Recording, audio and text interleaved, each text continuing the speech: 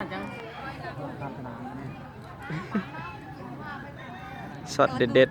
ๆเขาอยู่ทางนอกก็ยังเต้นของเขาแต่มันเตะบิดมีบิดนั้นหรอวะเขาที่ก้นนะโอ้ยเราดูจะสะกดเราเจ็บก่อนโปรตีนเนาะจุกปัดเขาเราเต็มคอนี่นะเอาลูกโทษว้าวเลยชื่อละเขาล็อกเตะเดียวเรียบร้อยลีกโมเลนนั่นก็ได้ก็ซื้อเขาเมื่อกี้ซื้อก้น ทำมันลงตีมาทื่อมันก็เต้นเนาะเปลี่ยนกันหน้ากันหัวเจอแล้วก็แน่นอนลืมมุมด้านมาลงนั่นจังนะครับครับหลังตื่นเต้นนะมึงแข่งเราจะไปยึดซึ่งอยู่ครับเตะตายอยู่เอาข้ามคานบ่ที่เกือบพอเดิมตีไปถือเสาเรื่องเกือบเข้าหัวงิโลเลี้ยมทั้งหลังก็เสาทั้งหลังก็ไม่ได้ว่าซ้ำเข้าทั้งค้างจะว่าตำเสาทั้งหลังที่เมื่อกี้เรียกว่า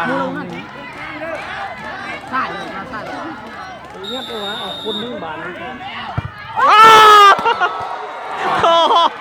โยนไปก๊อฟมาแล้วจะข้ามคานน่ะ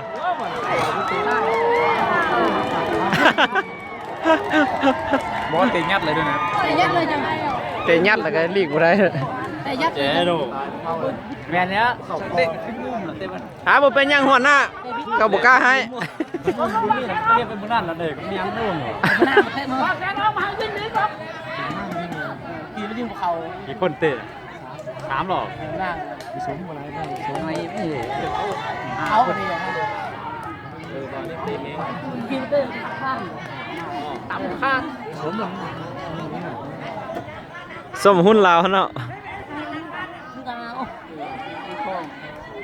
ถามเราหรือนี่ทั้งนี้เองมันจะเล่นไปลงเลยก่อนเขาแสดงโลกเขาต่ำ1 ราคาเขาเรียกชิลเลตมุมก็หล่อเลย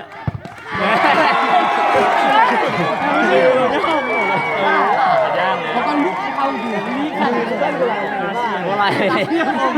โอ้ยยาวกล้าไม่ติดเด่นหรอกอะไรหรอกเขายิ่งไปไกลไปเลยไปพูดเลยมันก็ยิ่งกว่านักมวยถึงนอกไปบนถึงน้ำจิ้มมันก็ได้มันก็ดูแน่ที่ขำเนาะการถึงห่ำเนาะมันเผื่อว่ามาคนคิดอันเตะบาดเดินฟุตซอลเลยคุณไม่ได้ผมมีจุดโทษเนี่ยเนาะตายเอาถือห่ำร้านโบราณย่างตีงัดเข้าครึ่งได้ขอบคุณมากครับไม่ไหลเราปินลังเลยแรกจะลงเลยเป็นหนังถึงวันหนึ่งให้ยานี่ขึ้นกับใจแล้วเซฟได้แล้วก็เลี้ยวเนาะโบได้แล้วเลี้ยวเนาะเซฟต่อมาไปเซฟแล้วคอนสนั่นเลยผมยานสามกีนั่นดิสามารถจะฮับไปเลยว่านั่งมันเนาะอะไรนี่คือโซนอันสุดท้ายอ่ะเป็นตัวเลือนอ่ะ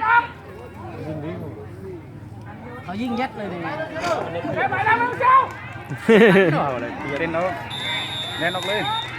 จังเลี้ยงไปแล้วย่านบุรีย่านชนะเราไม่ได้ป่ะ